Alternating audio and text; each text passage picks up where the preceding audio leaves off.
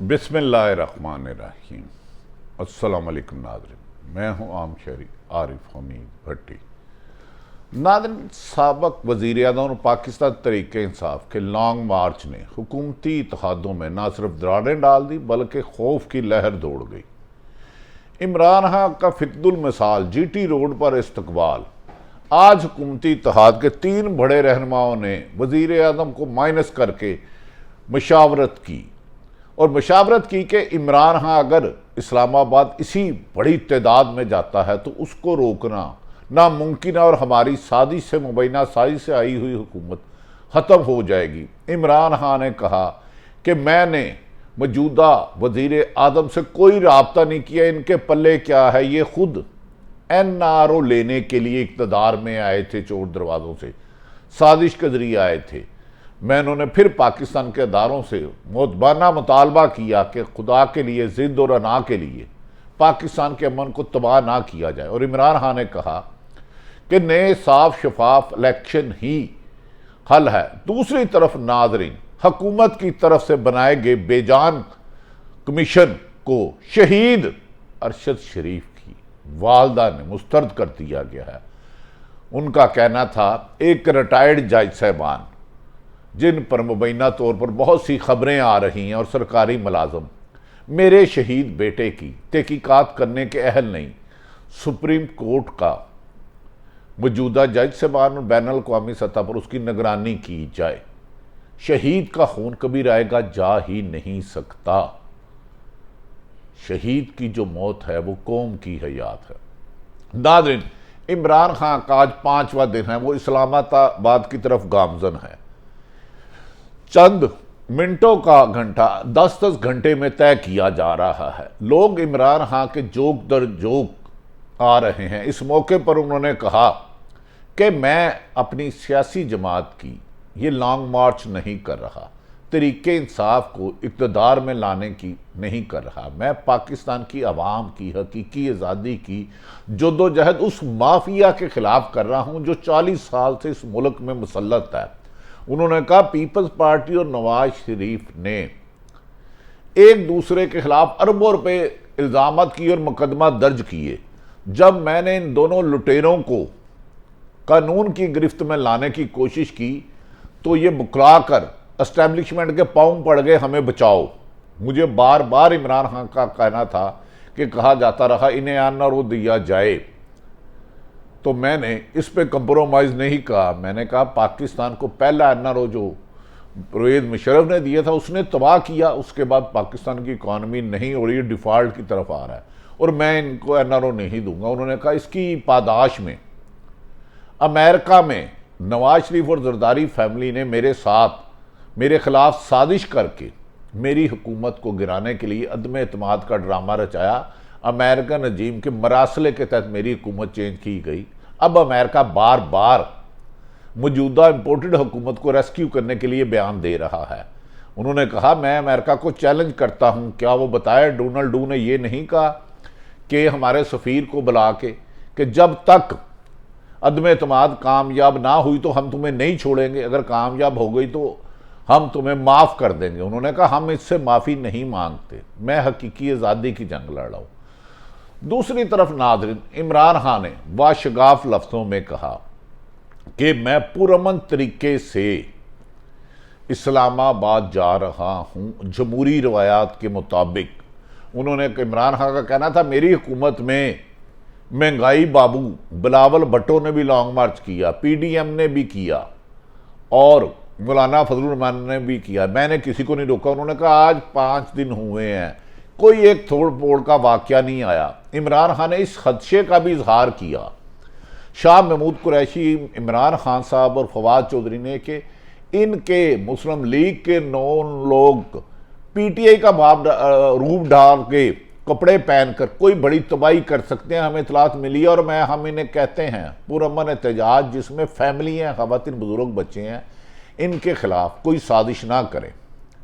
नाज़रीन, फवाद चौधरी और शाह महमूद कुरैशी ने कहा कि मौजूदा नवाज शरीफ ने कल एक बयान दिया है, ट्वीट किया है। उन्होंने कहा इनको तो अपने भाई के इक़्तिदार पे भी यकीन नहीं, ये अपने भाई की हुकूमत आने के बावजूद भी साबिक वज़ीर-ए-आज़म नवाज शरीफ मुल्क में नहीं आ रहे, अब क्यों घबराए हुए हैं, उनके बच्चे भी नहीं आ रहे, तो इनका मुल्क का नहीं। उन्होंने कहा कि नवाज शरीफ ने कहा 2000 ट्वीट किया है कि सिर्फ लोग हैं। इमरान खान तरीके इंसाफ के तारीखी फिक्रुल मिसाल इस्तकबाल लॉन्ग मार्च पर उन्होंने कहा अगर 2000 है तो आपने 40 करोड़ एक और 40 करोड़ इस्लामाबाद को अवाम पर तशद्दद करने के लिए आंसू गैस, शेल, रबड़ बुलेट और दीगर सामान दिया, और 31,000 के करीब आपने नफरी वहां तैनात कर दी, सिंध पुलिस से बुला के, FC बुला के, पता नहीं कहां कहां से बुला के उन्हें फैसल मस्जिद में रखा गया। उन्होंने कहा 2-3 हज़ार नवाज शरीफ के मुताबिक लोग हैं, तो फिर ये बुखलाए हुए हैं कि कराची और इस्लामाबाद को कंटेनरों का कब्रिस्तान बना दिया। 2000 अगर उन्होंने कहा इनके मुताबिक हमारे बंदे हैं, तो फिर इस्लामाबाद को ओपन खोल दे, कंटेनर स्थान को अलग कर दे, खंदके ख़त्म कर दे, रास्ते खोल दें। हम वादा करते हैं हम सिर्फ पुरअमन एहतजाज करेंगे, किसी भी सरकारी मलाक या प्राइवेट मलाक को नुकसान नहीं पहुंचाया जाएगा। फवाद चौधरी ने तंज़िया अंदाज में नवाज शरीफ को मुखातिब कहा, आप तो इस हुकूमत पर अब आप खुद यकीन नहीं कर रहे कि आप पाकिस्तान में अपने वतन में नहीं आ रहे जहां आप इलाज की गरज से गए। नवाज शरीफ ये मुझे बातें करते हैं, मैं इनकी तरह पाँव पकड़ के NRO नहीं लेता। ये मुशर्रफ से भी NRO लेके भाग गए और अब भी NRO लेके भाग गए। मैं इन्हें सियासी मैदान में शिकस्त दूंगा और अवाम की ताकत से दूंगा। उन्होंने कहा मुझे मारने की कोशिश की गई, मेरे पर 3 दर्जन से ज़्यादा मुकदमा था, हर रोज़ मैं अदालतों में जा रहा हूँ, लेकिन इनके भाई वज़ीर-ए-आज़म है, नवाज शरीफ के भाई शहबाज शरीफ वज़ीर-ए-आज़म है, लेकिन ये अपने मुल्क में ही आना पसंद नहीं कर रहे। अगर इनको अपने भाई की हुकूमत पर एतमाद नहीं जो साजिश से आई है, तो 22 करोड़ अवाम इन पर एतमाद क्या करेगी। इमरान खान ने कहा ये भगोड़े लोग जो मुल्क से भाग जाते हैं, उन्होंने कहा जरदारी ने भी एक दफ़ा बयान दिया था और मुल्क से भाग गया था। मैं अपने इस हुकूमत को अवाम की गुलामी से बचाने के लिए, अवाम को इस गुलामी से बचाने के लिए जद्दोजहद कर रहा हूँ। मुझे ना धमकी का असर होगा। उन्होंने कहा बैकडोर राब्ते होते रहते हैं, मुझे भी राब्ते किए गए, लेकिन मेरा सिर्फ एक एजेंडा था जो 6 माह पहले था जब 9 अप्रैल को मेरी हुकूमत ख़त्म की कि आप साफ शफाफ इलेक्शन कराएं, मौजूदा असम्बली तहलील करें, अगर कोई जो मुंतहिब आता है 100 दफ़ा हुकूमत करे, हम उन नताइज को मानेंगे, साफ शफाफ इलेक्शन। दूसरी तरफ जैसे जैसे इमरान खान की फातेहाना लॉन्ग मार्च इस्लामाबाद की तरफ बढ़ रहा है, हुकूमत के हाथ पांव फूल चुके हैं, घबरा चुके हैं।